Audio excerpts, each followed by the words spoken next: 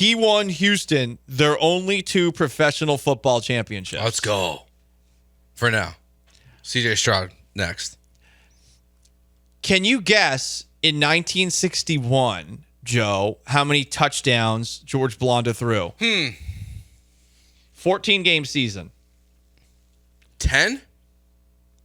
36 in 1961. It was a record at the time. Wow. Can you guess how many interceptions George Blanda threw the very next season, 1962? This is going to blow your mind. Okay, so he threw 36 touchdowns the year before. It's going to blow my mind. 45. Close. Yeah, 36 again. He threw 42 interceptions in 1962. Guess what the Oilers' record was that year? They were the 2-time defending AFL champions going for a three-peat.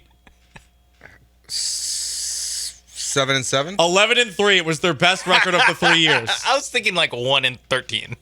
That's very. I don't know how many people are still kicking and listening to our show that were alive from 1960 to 1962. But those Houston Oilers teams must have been so fun. Blanda's stats. Blanda wore number 64 for 1 year. It was in 1950. Very strange that he wore number 64 with a team that the Baltimore Colts. He was their quarterback for a little bit of that year. So he wore number 64 then. 16 for most of his career.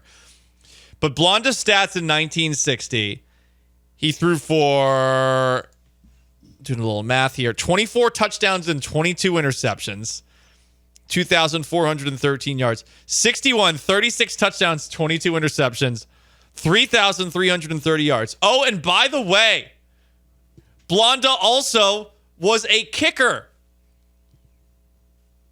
Did you know how many field goals George Blanda made over the course of his career?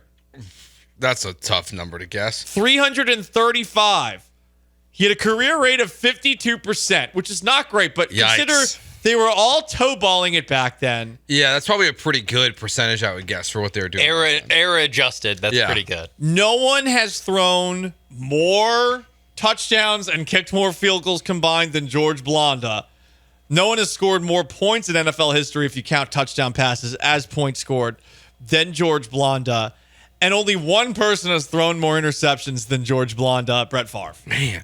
He started 277 career picks. Started in 1949. 1949. Can you guess his last season? I'm looking at it, so I know. Sean, you want to guess? I'm also looking at it. Okay. 1975? He played 1949 to 1975. No. With a retirement at age 32. That's the craziest part, is he retired in 1959 and then also played until 1975. And he played for the Raiders and finally was old enough for John Facenda to narrate his highlights. And here's John Facenda talking about him on the Raiders and referencing his age. And the name Blanda. On his first play, the 47-year-old Wonder Man dropped back, reared back, and fired a touchdown to Cliff Branch wearing number 21. And 21 years George's Jr. Man. George Blanda. My bad. I've been butchering his name this whole time. I could talk about George Blanda all day long. It's just the stats here are wild. Like this 1 year he starts in Chicago. He has a very good year. He throws over 2,000 yards, 14 touchdowns. Pretty good the next year. And then just doesn't play anymore, which looks like leads to a retirement. He threw 7 passes in 1958. He retires. And then they bring him back out, and he's just throwing 3,000-yard seasons left and right. Bears organization, terrible at evaluating quarterbacks. Yeah, goes back to the 50s. I mean, clearly, though, the rest of the NFL was like, he sucks. He retired, and the AFL gave him a chance. It's crazy how many different stats have the bolded font that indicates that he led the league in this. Yeah. And it's not like all good ones. Like he led them in interceptions. He led the league in interceptions a lot, interception percentage. Like there's just all sorts of things that he did everything. It's crazy.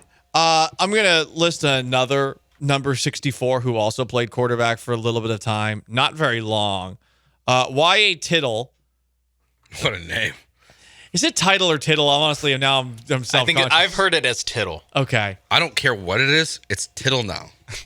Y.A. Tittle. There's a picture of him, if you've never seen it, when he was quarterback of the New York Giants. He legitimately looks like he just left the World War I Western Front. Okay. No one has ever looked older than Y.A. Tittle playing football, including George Blanda, who was 48 when he retired. Yeah, this is where back in the day when people really just, they let the hair dictate what it was. This is a tough bald spot for Wyatt. Oh, yeah. The bald spot made him. It is a giant, just crater of hair missing in the middle of his head. LSU football legend, Y.A. Tittle. So 64 days away from the start of the NFL season. Most would argue Randall McDaniel, a Vikings guard from 1998 to 1999, Bucks guard from 2000 to 2001 is the best. But George Blanda is a Houston legend, first of all. The only two-time championship winning quarterback at a professional level for a Houston sports team. Honestly, the only champion quarterback ever in the history of this city. The first 2 years. It's been all pretty rough since then. CJ Stroud, he'll get there. We hope so. How long You made some guarantees. I did. During his rookie contract.